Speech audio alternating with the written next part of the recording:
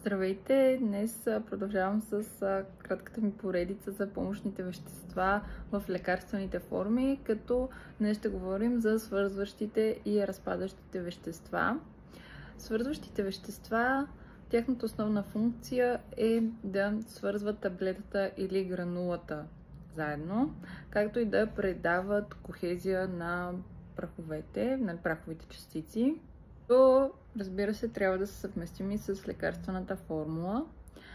За разтвори такива вещества са желатина, целулозата, целулозопроизводните, сукроза, винилпиролидона и полиетиленгликола. Сухите вещества, които се добавят като компонент към директното прахово пресоване, са отново целулозата, метилцелулозата, поливинилпиролидона, както и полиетиленгликола. Относно разпадащите вещества, тяхната функция е да разпадат таблетата или гранулата при контакт с вода, образно казано водни молекули в стомашно-чревния тракт, като те трябва да имат няколко основни функции. Първо, лесно да се хидрират, да не образуват гел и да имат слаба разтворимост, като такива вещества са карбоксиметилцелулозата, натриевия нишестен гликолат и натриевия стеарилфумарат.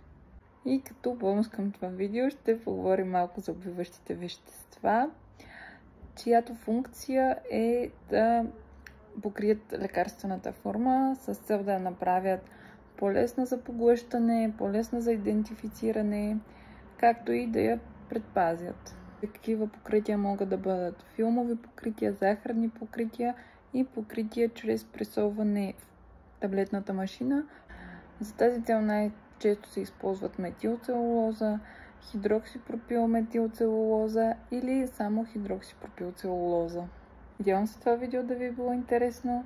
Ако е така, може да го харесате и ви очаквам в следващото.